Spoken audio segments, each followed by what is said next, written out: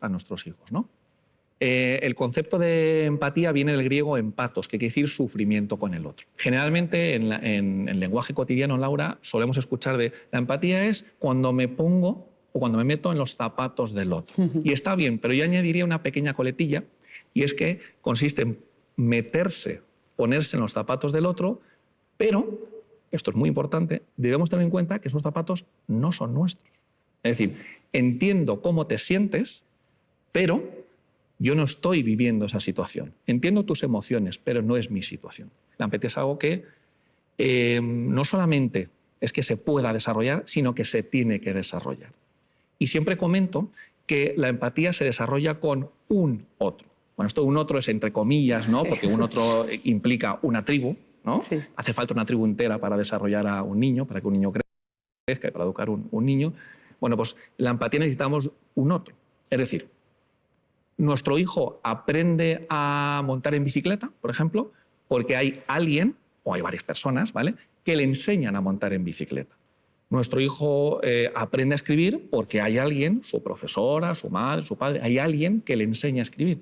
Con la empatía pasa exactamente lo mismo.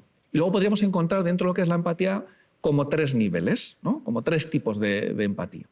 En primer lugar, nos encontramos con una empatía de tipo emocional. Ojalá y no ocurra, pero vamos a suponer que tu marido se queda sin trabajo. Cuando tú vienes y me cuentas la situación y que te encuentras triste y te encuentras preocupada por la situación de tu marido, la empatía de tipo emocional, que es el primer nivel, ¿vale?, el más básico, consiste en que yo te diga, Laura, entiendo o veo que estás triste. Un segundo nivel que implica un poquito más de complejidad, y ahí añadiría a lo que comentábamos antes de la empatía emocional aspectos más de pensamientos, aspectos más de razonamiento. Y aquí te podría decir, Laura, entiendo, veo que estás triste porque han echado del trabajo a tu marido.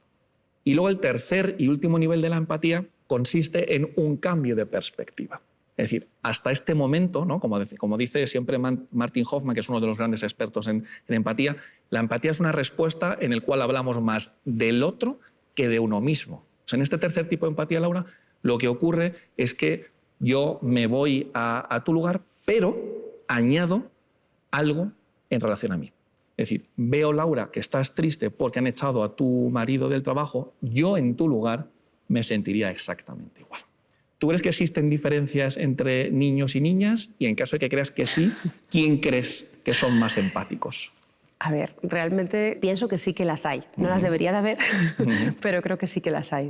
Que las niñas tienen mayor empatía, ¿no?, que los varones. Pues estás en lo cierto, ¿no? Además, esto no solamente es una sensación o algo que percibamos en el día a día con nuestros hijos, con nuestros alumnos, ¿no?, sino que es algo que está demostrado científicamente, ¿no? Fíjate, en el año 2007, un estudio de un experimentador que se llama Bricendin en la Universidad de California realiza un estudio donde compara niños y niñas, ¿vale?, pequeños, y ve que las niñas aguantan más la mirada y miran más los aspectos faciales que los niños, lo cual les da más información de contenido emocional y lo cual les hace ser mucho más empáticas. Podemos decir que más o menos en torno a los 4 o 5 años ya podríamos concluir que existe una empatía de una manera ya madura, ¿no? ¿Por qué en torno a los 4 o 5 años? Porque a partir de esa edad es cuando ya se desarrolla otro aspecto muy relacionado con la empatía, que es la teoría de la mente. La teoría de la mente es la capacidad que tenemos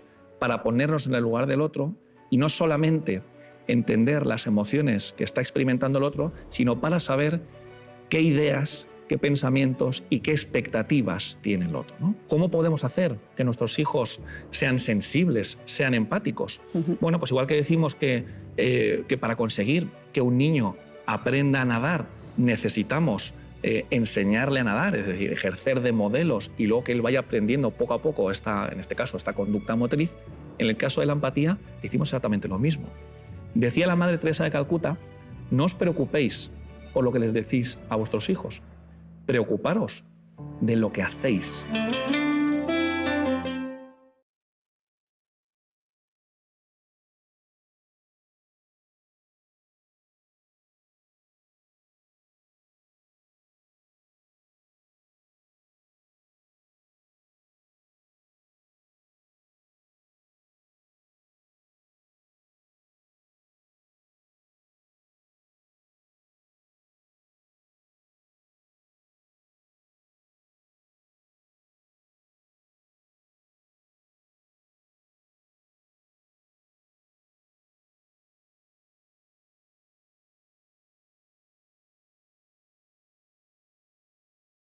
Bueno, ahorita vamos a ver cómo vamos a indagar más de lo que es la empatía.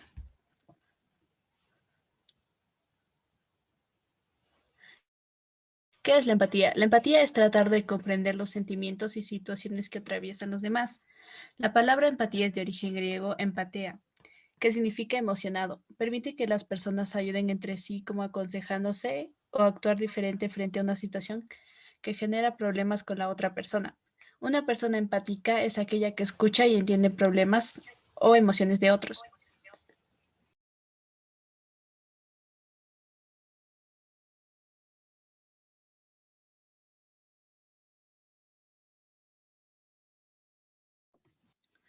La importancia de la empatía. La empatía es un valor que se desarrolla. No nacemos con este. La empatía crece en los niños a una cierta edad, pues los niños de 2 a 5 años aún son algo egocentristas y carecen mucho de la empatía. Esta es más limitada. Por eso los padres deben estimular al niño para que tengan una buena empatía.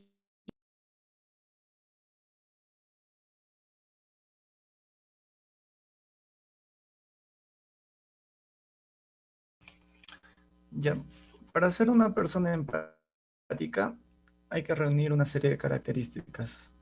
Entre ellas está la sensibilidad, eh, cómo te identificas con las otras personas que están alrededor tuyo y cómo interpretas sus sentimientos.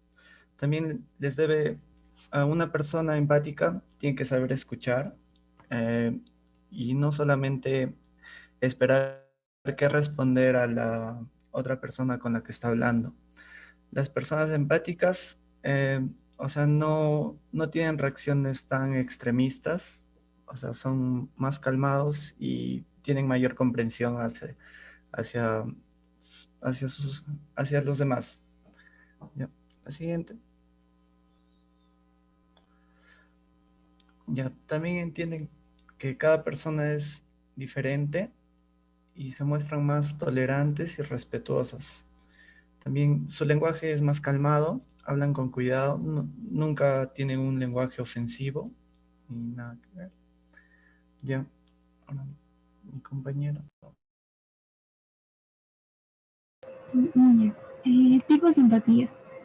Tenemos la empatía cognitiva, que es aquella empatía que se trata de una empatía limitada, ya que solo adoptamos la perspectiva del otro.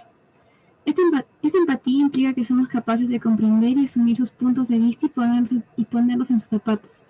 Es la empatía más común que existe porque es poder estar en el lugar de la otra persona, así también como el diestrés personal, que se trata de sentir literalmente los sentimientos del otro. Esta empatía entra en acción cuando vemos a alguien sufrir y sufrimos a su lado. Se debe a un contagio emocional, es decir, la otra persona nos ha contagiado sus emociones.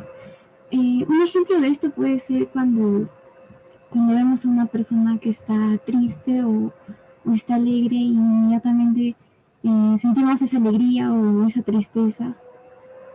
El último tipo de empatía es la preocupación empática, que se trata de la habilidad para reconocer los estados emocionales de los demás, sentirnos conectados efectivamente y aunque podemos experimentar cierto grado de distrés personal, ser capaces de gestionar ese malestar y mostrar una preocupación auténtica. A diferencia del distrés, la persona que experimenta este tipo de empatía se moviliza para ayudar y consolar, no se queda paralizada por los sentimientos.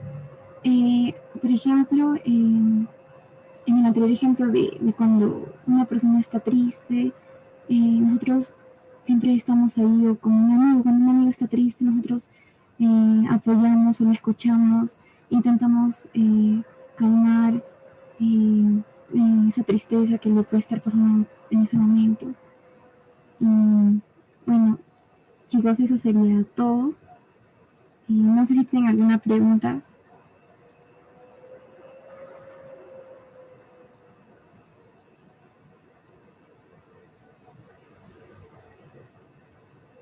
Um, mm,